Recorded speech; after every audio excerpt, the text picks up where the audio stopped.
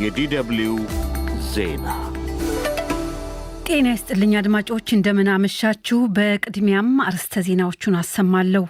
ዛሬ አዲስ አበባ ላይ የተጀመረውና ለሁለት ቀናት የሚዘልቀው 49ኛው የአፍሪካ ህብረት የውጭ ጉዳይ ሚኒስትሮች ጉባኤ አህጉሪቱን ለገጠማት የጸጥታ ችግር ትኩረት መስጠት እንዳለበት ተነገረ። በሌላ በኩል የደቡብ አፍሪካው ፕሬዝዳንት የአፍሪካ ሀገራት በአህጉሪቱ የሚታየውን ፍልሰት ለመቆጣጠር ግጭትና አለመረጋጋትን መሰረታዊ መንስኤዎች ለመፍታት አብረው እንዲሰሩ ጥሪ ያቀረቡ። መቀመጫቸውን ቤንጋዚ ያደረጉ የሊቢያ ባለስልጣናት የተለያዩ ዜጎች ያሏቸውን ቢያንስ 117350 ህገወጥ ስደተኞች ከአገር ማባረራቸውን ገለጹ። በሌላ በኩል ከ100,000 የሚበልጡ ፈቃደኛ ሱዳናውያን ወደ አገራቸው ለመመለስ ተመዝግበው የመመለሻ አውሮፕላን እየተዘጋጀ መሆኑ ተመልክቷል። የጀርመን ወንጀል መርማሪዎች ባለፈው ሳምንት ቅዳሜ መዲና በርሊን በተካሄደ የተመሳሳይ ጾታ አፍቃሪያን ፌስቲቫል ላይ መኪና በማሽከርከር ጥቃት የፈጸመው የ21 ዓመቱ አብዱል ቢ የተባለው ተጠርጣሪ አይኤስ ለተባለው ጽንፈኛ አሸባሪ ቡድን ታማኝነቱን ቃል የገባበትን ተንቀሳቃሽ ምስል ወይም ቪዲዮ ማግኘታቸውን ገለጹ። በጥቃቱ አንድ ግለሰብ ተገሏል። ስለ አንድ ሰዎች ደግሞ ከባድና ቀላል ጉዳት ደርሶባቸዋል። ዜናው በዝርዝር። የደቡብ አፍሪካው ፕሬዝዳንት ሲሪል ራማፎዛ የአፍሪካ ሀገራት ስደትን ለመቆጣጠር ግጭትና አለመረጋጋትን ጨምሮ መሰረታዊ መንስኤዎቹን ለመፍታት አብረው እንዲሰሩ ጥሪ ያቀረቡ። ራማፎዛ በጆሃንስበርግ በሚገኘው የፓን አፍሪካ ፓርላማ ላይ ባሰሙት ንግግር ደቡብ አፍሪካ ይህን ሁሉ ችግር ብቻዋን መቋቋም አትችልም። የደቡብ አፍሪካው ፕሬዝዳንት በዚሁ ንግግራቸው ላይ በአገራቸው የሚታየውን የውጭ ዜጎች ጥላቻ አውግዘዋል። የአፍሪካ መንግስታት ስደትን ለመፍታት ኃላፊነቱን መጋራት አለባቸውም ብለዋል። ቁጥጥር የሌለው ፍልሰት አሊያም ስደት ደግሞ የብሔራዊ ደህንነትን ሉዓላዊነትና ማህበራዊ ስርዓትን አደጋ ላይ ሊጥል ይችላል ሲሉ ሲሪል ራማፎዛ አስጠንቅቀዋል። ከዚህ በተጨማሪ በደቡብ አፍሪካ የሚገኙ ስደተኞችና ጥገኝነት ፈላጊዎች የደቡብ አፍሪካን የኢሚግሬሽን ህጎች እንዲያከብሩም አሳስበዋል።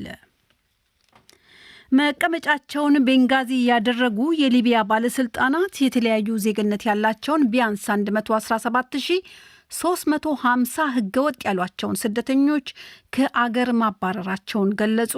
በሌላ በኩል ከ100,000 በላይ የሚሆኑ ፈቃደኛ ሱዳናውያን ወደ አገራቸው ለመመለስ መመዝገባቸውን የምስራቅና በአብዛኛው የደቡብ ሊቢያ ግዛትን የሚቆጣጠረውና በሊቢያ የተወካዮች ምክር ቤት የተሾመው መንግስት ትናንት ሰኞ አስታውቋል። ህገወጥ ስደት ከአገር ሉዓላዊነት ደህንነት ጋር የተያያዘ ጉዳይ ነው ያሉት የሊቢያ መንግስት መሪ ኦስማ ሐማድ በሊቢያ የድንበር ቁጥጥር እንዲጠናከር፣ በሰው አዘዋዋሪዎች ላይ ጠንካራ እርምጃ እንዲወሰድ እንዲሁም በመንግስት ተቋማት መካከል የተቀናጀ አሰራር እንዲኖር ጥሪ አቅርበዋል። በፈቃደኝነት ወደ አገራቸው የመመለስ መርሃ ግብር ላይ የተመዘገቡ የሱዳን ዜጎችን ለመመለስ የሚያስችሉ የሰብአዊ በረራዎች መጀመራቸውንም ኦሳማ መናገራቸው ተዘግቧል። ዛሬ አዲስ አበባ ላይ የተጀመረውና ለሁለት ቀናት የሚዘልቀው 49ኛው የአፍሪካ ህብረት የውጭ ጉዳይ ሚኒስትሮች ጉባኤ አህጉሪቱን ለገጠማት የጸጥታ ችግሮች ትኩረት መስጠት እንዳለበት የጸጥታና የፖለቲካ ተንታኞች ተናገሩ። ዛሬ የጀመረው 49ኛው የአፍሪካ ህብረት ጉባኤ መሪ ሀሳብ ዘላቂ የውሃ አቅርቦትና ደህንነቱ የተጠበቀ የንጽህና አጠባበቅ ስርዓትን ማረጋገጥ ለአጀንዳ 2063 ግቦች ስኬታማነት የሚል መሆኑ ተመልክቷል። የፖለቲካ ተንታኞች በበኩላቸው ከልማት ጋር የተገናኘው ይህ መሪ ሀሳብ በአህጉሪቱ በቀጠሉት ግጭቶችና የጸጥታ ስጋቶች ይዋጣል ሲሉ ግምታቸውን ከወዲሁ ያስቀምጣሉ። ጉባኤው ከአህጉሪቱ ውጭም ሆነ በአህጉሪቱ ውስጥ ተከስተው ተጽዕኖ እያሳደሩ ባሉ ግጭቶች ላይ መወያየት እንዳለበት ተንታኞች አስተያየት ሰጥተዋል።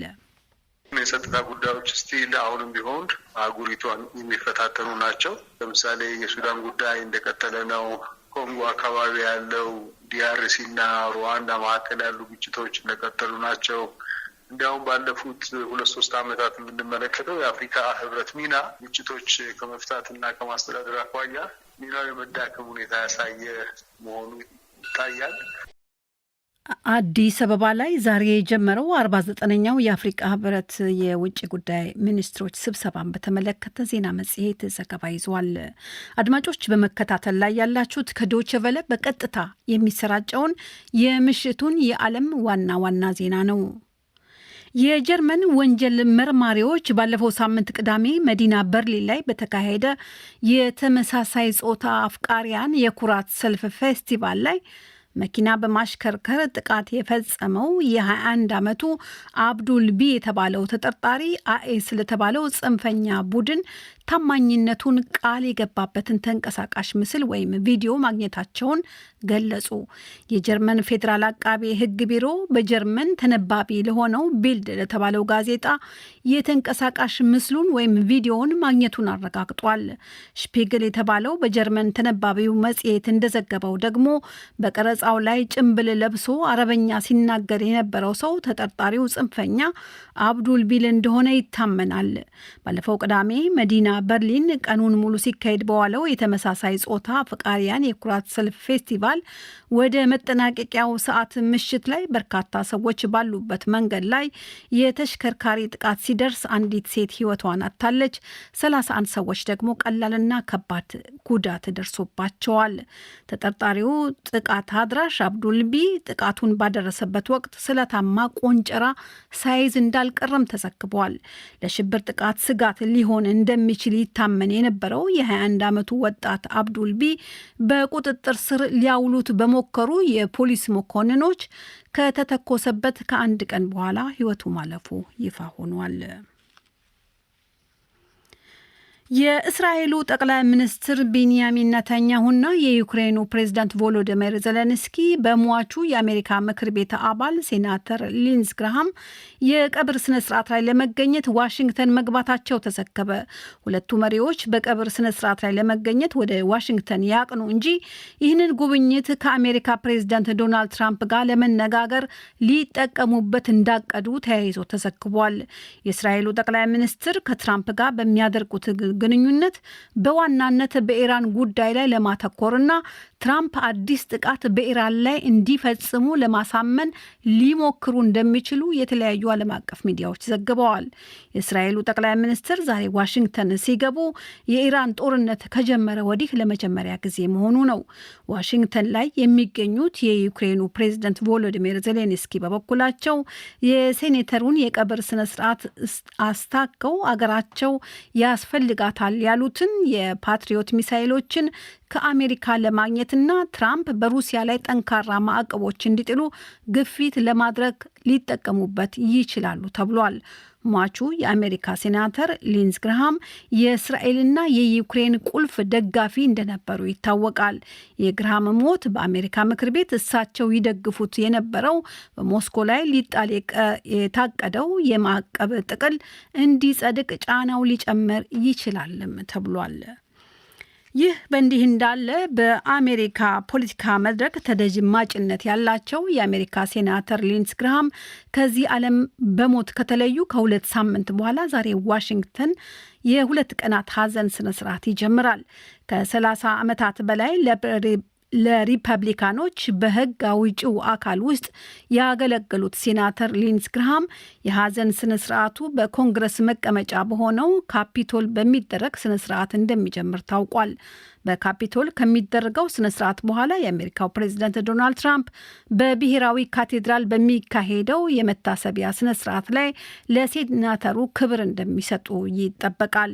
ነገ ረቡዕ ግራሃም በትውልድ አካባቢያቸው በደቡብ ካሮላይና ኮሎምቢያ የቀብር ስነስርዓታቸው እንደሚፈጸም ተመልክቷል።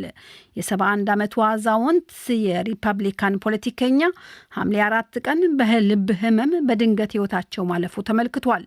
ሟቹ ሴናተር ሊንዝ ግራሃም በውጭ ፖሊሲ ረገድ የሩሲያና የኢራን ጽኑ ተቃዋሚ በመባል የሚታወቁ ፖለቲከኛ ነበሩ። በደቡባዊ ጃፓን በተከሰተው የመሬት መንቀጥቀጥ ዛሬ በደርዘን የሚቆጠሩ ጉዳተኞች ለሕክምና እርዳታ ሆስፒታል መግባታቸው ተዘገበ። ከአካባቢው የሚወጡ ዘገባዎች እንደሚያመለክቱት በመሬት ርዕደቱ በርካታ ቤቶች ፈራርሰዋል። በአንዳንድ በተጎዱ ሕንፃዎች ውስጥም ሰዎች ተጣብቀው መውጣት አልቻሉም። በጃፓን ደቡባዊ ኪቡ ደሴት ማክሰኞ በአካባቢው የሰዓት አቆጣጠር ከቀትር በኋላ በሬክተር መለኪያ 7.1 ከባድ የመሬት መንቀጥቀጥ ተከስቷል። ኤንኤችኬ የተባለው የጃፓን መገናኛ ብዙሃን ከመሬት መንቀጥቀጡ ክስተት በኋላ ቢያንስ 50 ሰዎች መጎዳታቸውና ሆስፒታል መግባታቸውን ዘግቧል። ምንም እንኳ የመሬት መንቀጥቀጡ ድልድዮች ቢያፈራርስም የኤሌክትሪክ መስተጓገልን ቢያስከትልም ብሎም ለጊዜው የሱናሚ ስጋት ተቀስቅሶ የነበረ ቢሆንም የሀገሪቱ ባለስልጣናት ቆየት ብለው የሱናሚ ስጋት ማለፉንና የጃፓን የባህር ዳርቻ ከሱናሚ አደጋ ነፃ መሆኑን አረጋግጠዋል። ይህ ዶቼ ቬለ ነው።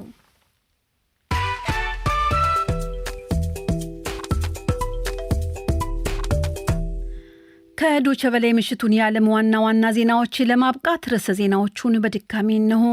ዛሬ አዲስ አበባ ላይ የተጀመረውና ለ2 ቀናት የሚዘልቀው 49ኛው የአፍሪቃ ህብረት የውጭ ጉዳይ ሚኒስትሮች ጉባኤ አህጉሪቱን ለገጠማት የጸጥታ ችግሮች ትኩረት መስጠት እንዳለበት ተነገረ። በሌላ በኩል የደቡብ አፍሪቃው ፕሬዝደንት አፍሪቃ ሀገራት በአህጉሪቱ የሚታየውን የፍልሰት ለመቆጣጠር ግጭትንና የአለመረጋጋትን መሰረታዊ መንስኤዎች ለመፍታት አብረው እንዲሰሩ ጥሪ አቀረቡ። የጀርመን ወንጀል መርማሪዎች ባለፈው ሳምንት ቅዳሜ መዲና በርሊን በተካሄደ የተመሳሳይ ጾታ አፍቃሪያን ፌስቲቫል ላይ መኪና በማሽከርከር ጥቃት የፈጸመው የ21 ዓመቱ አብዱልቢ የተባለው ተጠርጣሪ አይኤስ ለተባለው ጽንፈኛ አሸባሪ ድርጅት ታማኝነቱን ቃል የገባበትን ተንቀሳቃሽ ምስል ወይም ቪዲዮ ማግኘታቸውን ገለጹ። ዜናው አበቃ። የዓለም ዜና አዜብ ታደሰነች አሰማችን።